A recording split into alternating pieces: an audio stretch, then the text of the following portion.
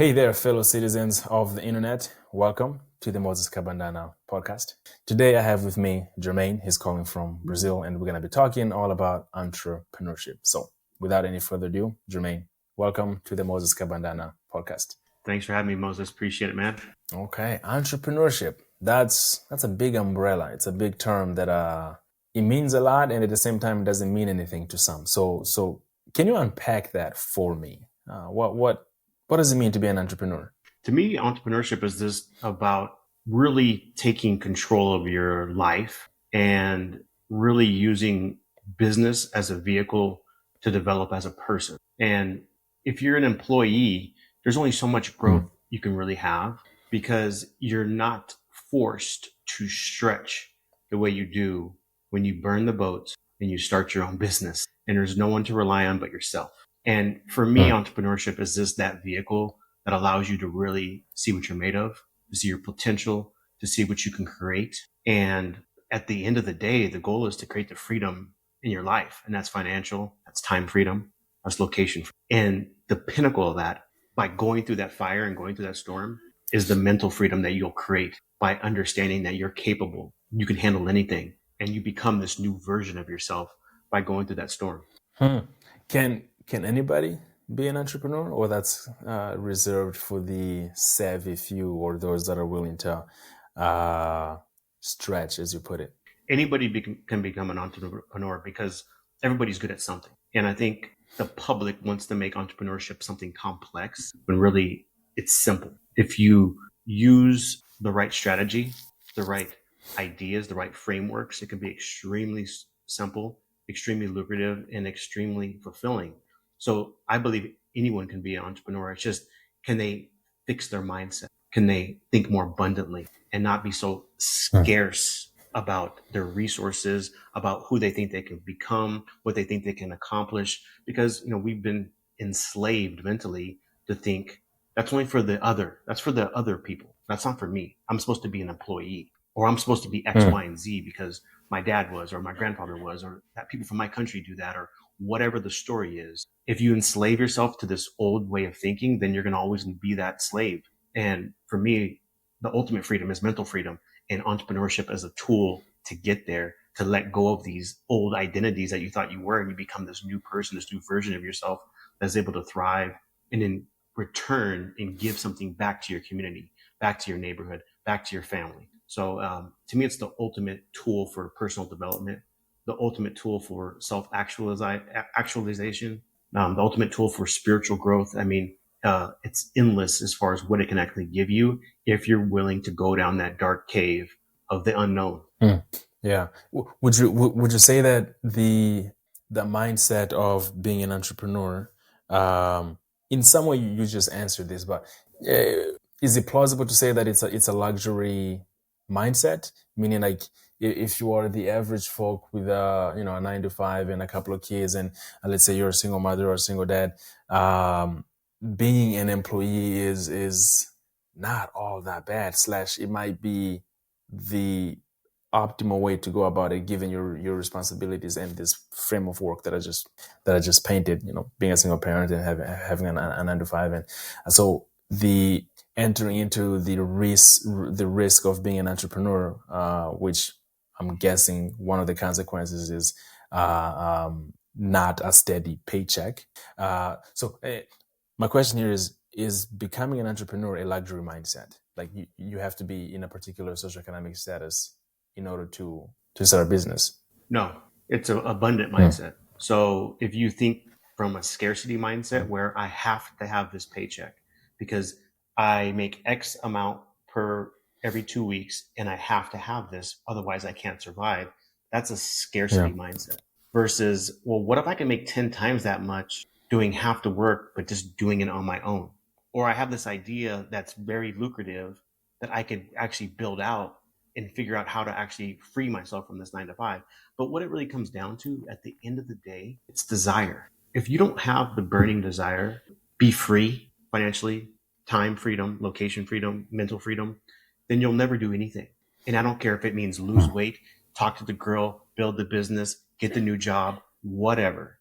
If you are always comfortable, then you'll always live from a place of smallness. The goal and the whole purpose of life, really, to me, is to experience all facets of the human experience, which means the darkness, the sadness, the fun, the humor, the everything, all the tragedy, and also all the glory. And you only get to experience that when you put yourself in situations where you don't know how you're going to get out of it.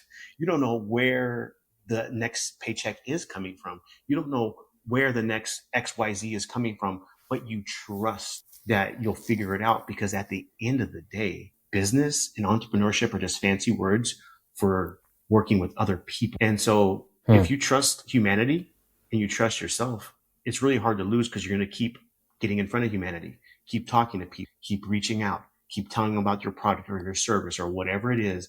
And people buy from other people. And as long as you're transparent, honest, and have a good service, and you follow through with what you said, it's really hard to lose with consistency and lacing up the shoes every day. It's not rocket science. It's really just about focus, consistency, and just not giving up, because it's nearly impossible to lose if you take that frame of mind. So in the spirit of simplicity, as an entrepreneur, you have to provide a good and or a service that other people find valuable. What got you into this path of becoming an entrepreneur and talking about entrepreneurship to other people? Like, who are you? Like, where are you from? Where did you grow up? Like, what about your past led you to this path? Well, I grew up in Arizona, and I've always felt like an entrepreneur at heart, even when I was little. I've always loved sales. I've always loved the idea of just creating something from nothing.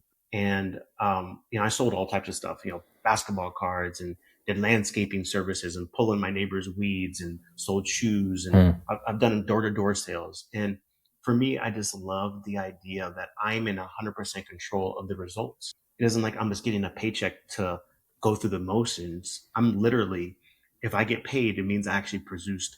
And I've always loved that. I love to be free. And the only way for me to truly be 100% free is to own my own business, to own my own results, to own my own time. The only thing we have is our time. Like, we all die. Me and you are going to die. So it's like, once you realize that, and I realized that at a young age, I made decisions at that age where I'm going to choose my path, and I'm going to define who I am. And the outside world's not going to define me. This is about self-authorship. And when you're the author of your own book, there's so much freedom in that, because you get to choose where you want to go. And I just always have felt this need to be the captain of my own ship and let the results all be on my shoulders, good, bad, and ugly. Okay, I like that. To be the author of your own book. Okay. I'm currently in the process of writing a memoir, so that kind of speaks to me a bit. Where in Arizona did you grow up? Yes, I was born and raised in Phoenix, Arizona. So Phoenix. It was a great place to grow up, because I had very different friends and different interests, and very eclectic kind of thoughts about life and what it means to be a human. And I've always paid really close attention to people. I've always paid more attention to actually what they do versus what they say, because what people do and what they say are usually very different. And I've noticed that just as growing up, I noticed that most humans are either running away from something or clinging on to something. It's this, aversion or clinging. And I've always thought that was very interesting. And I've never wanted to be either one of those cases. I don't want to run from anything. I don't want to cling on to anything. I just want to be here with you right now talking about these cool topics. And because that's all we have. It all goes away. So, I think the power, the personal power that we all have, is acting in the moment. And that goes back to the core tenets of how I think about business and sales and entrepreneurship is you have this moment right now. So do the thing you said you're going to do that you believe, because you trust yourself, will build your business into what you think it'll be. But you thinking about the future or the past doesn't help you with this moment right here. So just execute on this moment. I call it, excellence in the moment. Because if you're proceed with your life with excellence in the moment, you can't really lose, because you're doing the thing you said you're going to, and it makes you proud of yourself. When you're proud of yourself, it builds your ego, it builds your confidence, and you start to do bigger and bigger and bigger things. But it's step by step, moment by moment, action by action. Yeah. I'm thinking back to what you said about just because it's like the you essentially said, and correct me if I'm wrong, there's a difference between just knowing about something and actually doing it. There's a big distance there. So in that spirit, one's conceptual understanding of creating a business can be in the la la land. Well, I'm just gonna start a business, and then maybe I might work really hard for like 3 to 6 months, and then people are gonna buy my product, and then next year, or from I don't know, maybe 24 months from now, I'm gonna be rich. So there's, but when it comes to the actual doing, you said you worked as a door to door salesman. When you actually start to go from person to person inquiring for businesses, reality hits pretty fast. And so some people are able to persevere through that, others are not. My question here is, what do you think is one of the necessary ingredients to persevere when the metaphorical doors are being shut in your face, or the literal doors, depending on the business that you're in? The most important thing to remember is it's okay to feel bad about doors being slammed in your face. It's okay to accept the reality that most people will say no. I think the problem that makes people quit is they're fighting that reality versus accepting it and reversing the goals. Maybe the goal should be, let me see if I can get the next 10 people to say no to me. So then you actually, you psychologically, you're going for no. Yeah. Now that's a win, because you know after a certain amount of these no's, you're going to get to your yeses. So it's just the acceptance of the reality of life. There's going to be rainy days. There's going to be sunny days. People are going to say yes. There's going to be people that say no. It doesn't matter. It's just data. And it goes back to what you were saying earlier about logical concepts versus actual lived experience. And it kind of reminds me of the philosopher Immanuel Kant. He always believed that everything was based on logic back in in the Enlightenment period. And then he had this revelation that actually logic is not, it doesn't matter. Logic isn't even a real thing without experience. Because when you have actual true experience, that's when you can start to frame and then reframe your logic on how to take a different approach to get to your end goal. So when you're knocking on the doors and people are slamming the door in your face, it's data. So take back the data and say, no, something, maybe that first sentence I said, I should tweak it. Maybe I should say something different. Let me try that different on the next door. And you try that one. And then maybe they gave you a few extra seconds. Okay, now I'm getting somewhere. And it's this constant iteration. So if you want to get into a business, as an entrepreneur, it's always important to think about, okay, this is going to be a long-term thing. It's going to be at least 12 months. But, let me look at other people's business models and let me copy them. There's no reason to try to start something on your own. Just copy them. Yeah. And then make small iterations based on who you are, because then you can bring your own special secret sauce. And, a lot of that, this has to do with, understanding, who you're selling to, how you're selling to, and the most important thing is what you're selling. Because if you pick the right what, everything else is way easier. That's like the lead domino. Okay. Oh, yeah, that kind of falls right under the umbrella term that we're trying to address, which is simplifying things on the business front. Picking up the what is it that they're selling? Okay, that's a good takeaway. So speaking of doors being slammed, I also worked as a door-to-door salesman selling some natural gas nonsense back in high school. And one of my absolute worst memories as far as working door to door was I knocked on this door lady. She must have had a really bad day or morning or something. And she opens the door and she has her dog with her. And he's already fighting her, and she's like, I don't care what you're here for. I'm going to count to 3 and I'm going to let the dog go. And before I could even get a word out, she's like 3, 2, and I started running. And by the time I was halfway between her door and her fence, she was already at 0. So she let the dog go. And I hopped the fence and I walked away with a few bruises. And I'm thinking, man, what am I doing with my life? This is just terrible. Oh, well, I went on to the next door, right? Right. So it's like, yeah, that experience, as terrible as it was, it still affected how I approached the next door and the next door and the next door. I would not choose to go back to that door or repeat that experience. So again, anyways, that is my way of trying to ask you, when you were doing this door-to-door sales, what was the worst experience that you've had? And outside of this door-to-door experience, what has been one of the biggest obstacles they've had to face in the processes of starting a business? Door to door really wasn't that bad for me for some reason. Most people Huh. were pretty cool. I didn't really run into any crazies like you did, it sounds like. I've had some crazy people on cold calls, though. I had a lady once on a Mm. cold call tell me, she hoped that I died. And I think I told her, well, I will someday, but, Yeah. have a good day, ma'am. I think you need a hug. And she didn't like that. Mm. But the funny thing Yeah. about, people that are,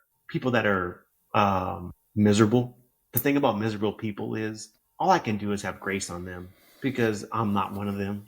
And if Mm. you're acting that way and you're doing these things, letting dogs out on people or saying you hope people die, I know you're in a dark place. And so I Right. can't get mad. I can't feel like she's trying to hurt me or because she can't hurt me because she's the one that's hurt. So Mm. I'm able to give her grace and love in a place of sympathy and like, it sucks Yeah. for you.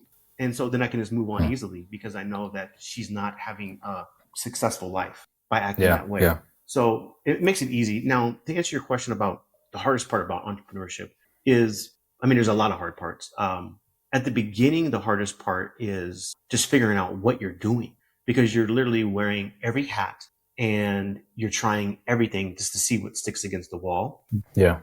But the main muscle to build when you're first starting out is just the mindset of, okay, I'm going to be extremely focused on this one thing that I believe by trusting myself and what I've learned from other people is going to be the highest leverage activity I can. And I'm going to do this Mm. for 3-4 hours a day. And this is going to be the sole thing I do because I noticed that most entrepreneurs and most people in general, they dabble in too many things. They're dabbles, and they never do anything. They never create any actual leverage or traction.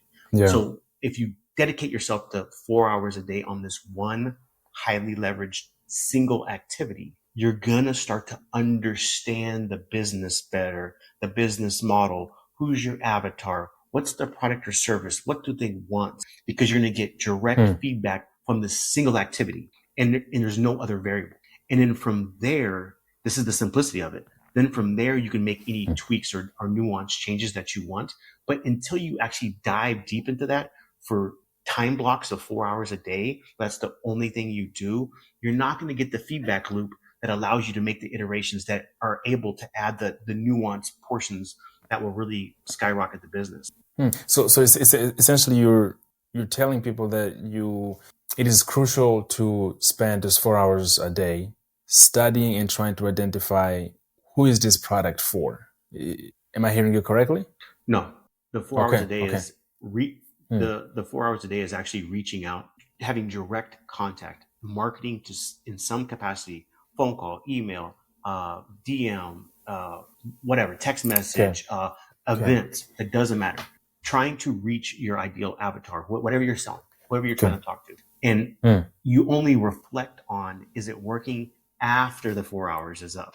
Your goal for that four Okay. hours is just to have advertising. It could be just posting to social media, whatever. But if you Yeah. post for 4 hours a day and you have everything scheduled for the whole week, you're going to start getting feedback from the people in the world about what you're saying, what you're doing. And then you're going to be able to have a Yeah. little bit more clarity about, oh, this is working, this is not working. And then after the 4 hours is up, that's when you start tweaking it for the next 4 hour session, the next day. It's all about focus. It's all about time blocking. And it's all about figuring out what is working and what's not working. But you don't know what's working and what's not working if you're doing 10 things, if you're doing 5 things, if you're doing 3 things, if you're doing 2 things. Mm. But if you're doing one thing, you have way more clarity.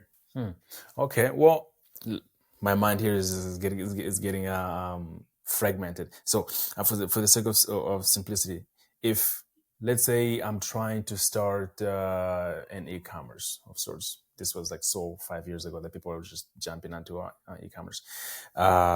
First, I need to identify what product people are gonna buy, right? So let's say I've identified, okay, I'm gonna sell homemade T-shirts, for example. Take it away from there. So I've identified that I want to sell shirts. Let's just assume that I've also identified that there is a need for turtleneck long sleeve shirts that are homemade. just for the sake of simplicity. What are the next steps, just so that we can come out of the mythical conceptual world and more practical steps here? Yeah. So first of all, I would step back before I start selling t-shirts and figure out what's the profit margins. Because if there's not enough Okay. profit, then I'm not doing it. So I think a lot of people pick bad business models, period. Where I'm selling t-shirts and maybe I have a 10%, 20% profit margin, but I got to sell 100,000 of them. It's not my game. Right. So you have to know what your game is. If that's your game, then play the game. So with me saying that, the next thing is, well, what kind of t-shirts am I selling? Are they plush t-shirts? Are they extra soft? Are they jerseys? Are they cutoffs? Are they tank tops? So based on whatever I'm selling, for example, say they're tank tops, say they're, cutoffs for people going to the gym.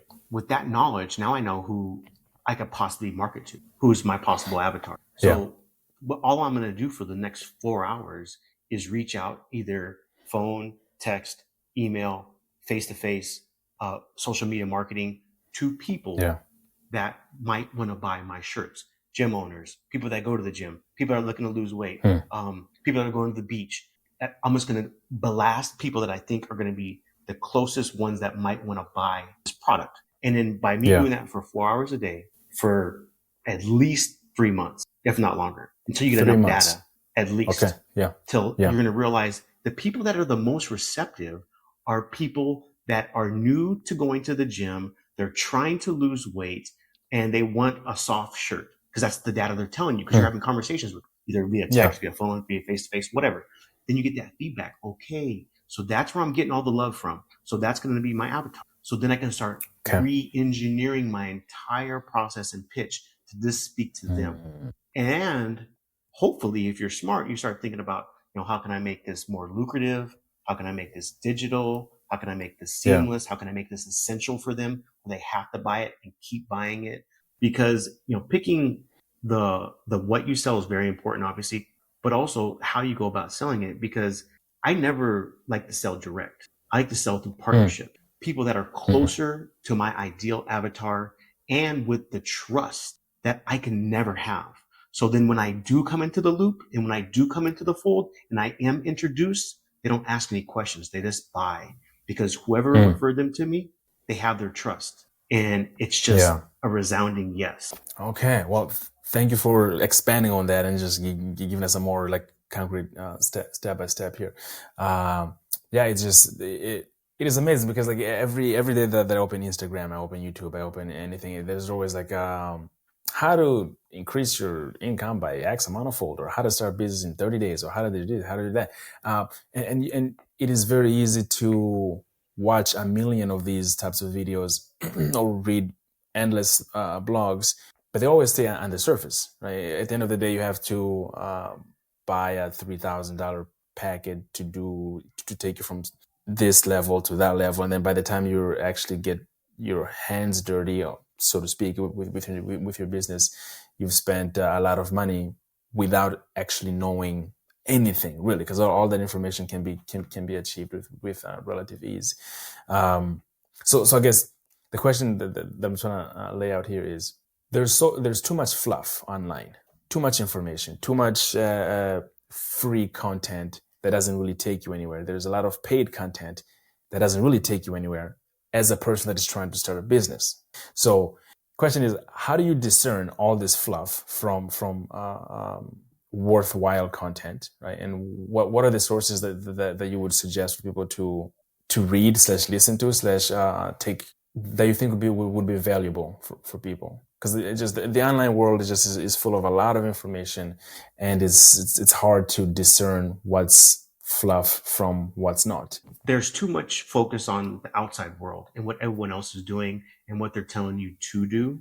I would first and foremost start on getting clear about your mindset and where you want to go. So that starts with a vision of your future. Like, what does that look like? What does your ideal day look like a year from now with this perfect business that you created, right? So once you have that clear, now you have some GPS to where you want to go.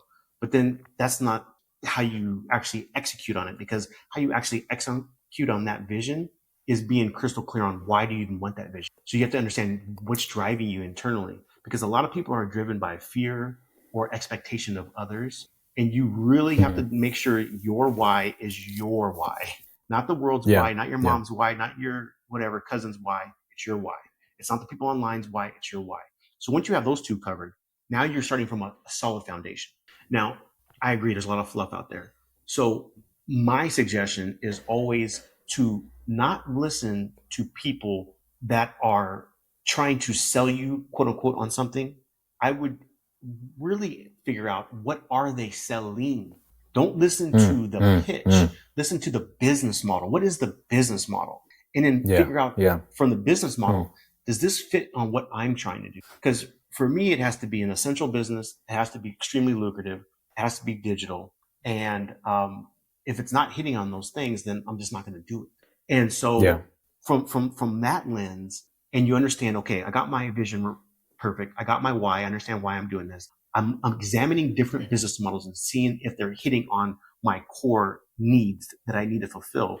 And then from there, it's not about theory. Now it's about going into the practice. This is about doing the 4 hours a day to figure out what works, what's not. You need to start getting feedback. All the YouTube videos and all the articles, again, it's logic. It's not going to get you there. What's going to get you there is real world execution. That's how things are built. Things are not built by reading blogs. They're built by doing stuff. Yeah. And so I would have people just start taking action. Even if it's just an hour a day, whatever, it adds up. Yeah. And you'll start to understand, and then you'll have context to understand, oh, when they said that in that webinar I watched, now I understand because I made the call and they said this. Now there's some context to it. If there's no context, I mean, context is like one of the most underrated things in the world, because so many people will say something to you and then, well, what's the context? In what context was it said? In what context did this happen? In what context? And so that's so important, because if there's no contextual framework, then I can't do anything with it. So there's no substitute for that that email, that phone call, that reaching out. You have to listen to the audience that you're trying to target and see what they want in order for you to shape your product even more so to tailor them. Okay, there's no substitute to that. That is okay. I like that because it's like we are in November, so in July, a few months ago, I got my pilot's license, and before getting my pilot's license, I had spent so much time watching YouTube videos, right, of people flying, and a lot of people who hadn't had their pilot's license, who had been flying on a simulator for a really long time, and they give you all these tips and tricks and how to do this, how to sleep, but they've never actually gotten into a physical airplane and flying, and so the distance between the conceptual understanding of flying an airplane and actually being in the cockpit and feeling the wind tossing you around, feeling all the bumps, it's like, okay, yeah, there's no substitute to flying the airplane. I could have watched a million videos, I could have talked to a million pilots, but nothing could have gotten me to actually getting the pilot's license. But to get into the cockpit and actually experience that. And so it sounds like that's what you're saying. It's like, yes, you can watch all these things, or yes, you can go to this webinar, you can hire the most talented business starters and incubators and whatnot, but until you actually start the process and actually get your hands dirty, so to speak, you're really not gonna know what you're talking about. Yeah, okay. I mean, entrepreneurship is, for me, like to add on to what you're saying, is, entrepreneurship is just like golf. You can watch all the videos you want on YouTube, read all the books about it, but until you're out there with the club in your hand, like, you don't know how it's gonna work. And I used to get into these instructors for golf, and they would tell me, do this and do this and do this and do this, and it just didn't work for me. So it's important to find a teacher that puts frameworks around things, but also gives you the autonomy to create your own frameworks within the framework. And so when I would go see my golf instructor, I would understand his framework, but then I would make my own tweaks out on the range or out on the course, because I have a unique way of learning, because it's a lot of body, hand, eye, feeling. It's a very weird kind of sport where it's a stationary sport. So you have a lot of time to think, Yeah. unlike, football or basketball or baseball. So, Right. it's more of, let me just get into my body. And I think it's always important to understand, like to what you're saying, without experiencing it, you're never going to figure out how to do it. Right. Right. Well, so to respect your time here, let me touch on the and the failures, right? Because we often talk a lot about the successes of starting a business and the dream, but failure is as important to the process of creating a business, and well, not just a business, but it is important to success as success itself. So can you talk about what it takes, like what what the what do people not know about failing when you're running a business? So if you've, let's say you're 9 months into your business, right, and you had estimated to sell X amount of products and you sold like 15% of what you estimated, and now maybe you took out a couple of loans. Maybe, I mean, it's just expectation does not mean reality, and failure seems to be inevitable. What does it take to ride these failure waves, if you would? Well, I have a kind of interesting thing about it because I really believe, happiness and joy and freedom is reality minus expectations. So if you do have these Okay. expectations in your business and you're attached to these future expectations, then you have no choice but to be disappointed. And so I frame failures and successes as just stories I told myself about a neutral event. Okay. It doesn't matter. So I've never thought of anything I've ever done as a failure. I've never thought necessarily of anything I've ever done really as a success. It just is. It just happened. So it's just data. So take that data. Don't be so emotionally attached to it and then make irrational decisions, because the biggest misstep you can take to react or to act from a place of emotion, especially negative emotion, with haste. And so take time to step back. And if you think something was a misstep, then go on a walk, sleep on it, figure out what's the next best move, because that's the past. So you, again, excellence in the moment. That's what you got. So I fundamentally don't believe in failures. I just don't believe they're a thing. I believe they're just a figment of the human mind. And same thing with success. Success is a figment of the human mind. They're not real things. It's just a story I attach to a neutral event. So that frees you mentally to just keep doing experiments, because you're going through the process. This is the iteration process, and just enjoy it. Have fun. It's play. It's a game. Man, that's a tough one. That's a tough one on the psychological side, because we often get attached to things. I don't know how easy it is to implement that, but I understand what you're saying, right? It's like the more that you iterate through these failures or successes, the more that you can hone in and refine your product, right? It's kind of like the modern world that we're in with AI. That's how artificial intelligence learns, right? It's you feed it a lot of data that represents a particular object, and if the AI gets it accurately, right? If I show it 1,000,000 pictures of an iPad, and then I throw in a cell phone in there, and then it considers that cell phone an iPad, well, that's a mistake. So I have to. It's not good or bad. It's just you made a bad you made a bad judgment. So let me relabel this as a phone, not an iPad. And then over time, the more that is, anyways, you get the point. It's the process of iteration that makes the product even better. Let me throw you a curveball here that has nothing to do with business. What is your absolute earliest memory that you can think of, as far back as you can think, to your childhood? What's the first image, video, sound, smell that comes to your mind? The earliest memory, I was probably 2, and I was in a park crawling on the grass with my grandmother, and we were having lunch, like a picnic, I guess you'd say. Yeah. And I remember the trees swaying, and I remember the wind, and I remember the shimmer off the leaves. And I remember crawling. So I was probably 2 years old. I don't know. I don't think I was walking yet, so I don't know if a 2-year-old walk. I don't. Maybe I was even younger than 2. Wow. Dude, yeah. If you were crawling, a lot of 2-year-olds are running around causing mayhem. Yeah. I was probably 1 then. Guess not.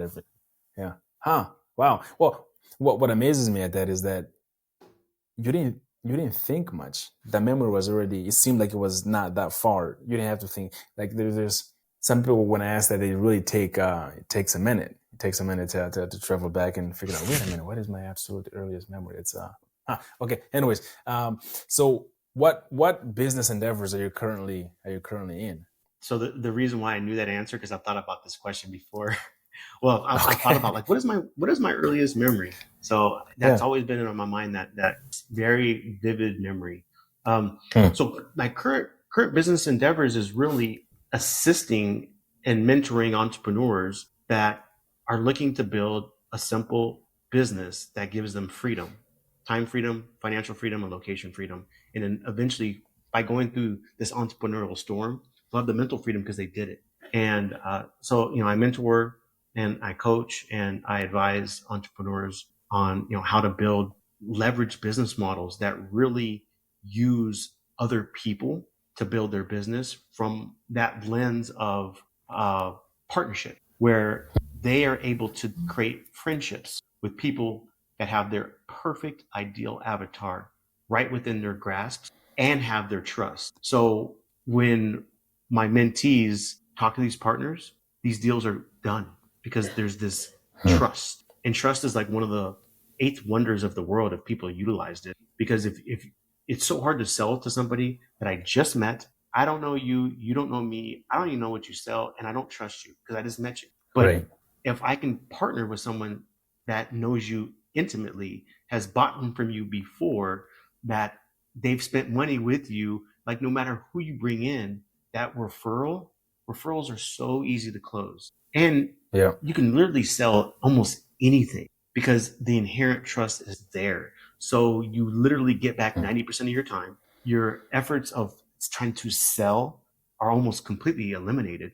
And so I teach people this model. I call it my MVP model. It's a most valuable partner. And I always think about business from that frame of where are the Hmm. partnerships that I can develop that make it so I have to do less, but make more. Yeah. Do less, make more, simplify.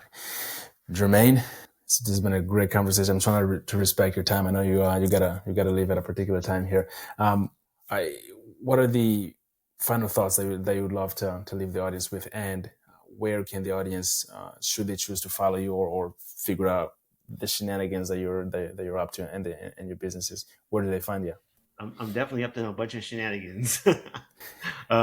Yeah, so I don't know. Final thought. I would just say, trust yourself. Number one, sit with yourself and journal is a beautiful thing to do. If you have, Hmm. even a couple minutes a day, brain dump all the things that you're worried about, all the ideas you have. So at least when you start your day, you're starting with a clean slate. So you're not having all this RAM being used in the background, so you can be a Yeah. little bit more clear about your intentionality. And again, just iterate, take action, iterate. There's a lot of great information out there, but it doesn't does you no good if you learn something and you don't apply it. Apply it, test it out, see how it works. Yeah. And then maybe learn some more after your 4 hour focus block is over. And then, do Yeah. it again and do it again. It's really a simple process, but most people don't have the mental fortitude to do something for 4 hours a day Hmm. that would Hmm. really propel their business. So, um, Yeah. you know, I would just encourage people to try to do that, and also uh, be okay with the failures, be okay with the successes, be okay with everything because the reality is the reality. Otherwise, it Hmm. wouldn't be happening. So, like, Right. what are you gonna do? You're gonna die. So relax into it. Yeah. Like Yeah. there's no reason to Yeah. be so upset and so clingy to these outcomes or these people or these ideas. They all come and go. It's okay. We're just here for a Yeah. blink of eternity. So it's like chill out, enjoy yourself. Um, so yeah, if you wanted Hmm. to find me, you can find me online, Google my name, or creatorslearn.com is my main site. Cause I believe that creators aren't just content creators. I believe entrepreneurs are creators, salespeople are creators, marketers are Right. creators. Everybody that is making something from nothing is a creator. So yeah, creatorslearn.com. You can get free resources there. I have a vision workshop there. I have a wealth lab income calculator because a lot of people think that you need to make 5, 10, $20 million a year to be happy. And my calculator shows people that you'd be surprised how much happiness you can buy on $500,000. even 30 grand a month. Like if you think about $500,000, it's only 40 grand a month. It isn't like something that's unobtainable for. So, it's a shocking, eye-opening exercise when you actually punch in the numbers of, what you want to spend on your house and what you want to spend on your car and what you want to spend on food. And, you're spending 10 grand on food and $15,000 on a house and $7,000 on a car. And it's like, oh, that was only 40 grand a month. That's only $500,000 a year. I can live my dream life on 400 grand. So, always reframe what you think. If you can reframe your life, your situations, your conversations, whatever you're doing into a more positive light, or also like, what else could this mean? Maybe my assumption is wrong. Maybe I'm wrong. I always assume I'm wrong. And it gives me a lot of freedom to explore other ideas. So that's what I would encourage people to do is just step back, relax, breathe, have fun, and just keep trying. Just keep trying. That's a good place to end. Jermane, thank you so much for coming to the Moses Kabandana Podcast. Thanks, man.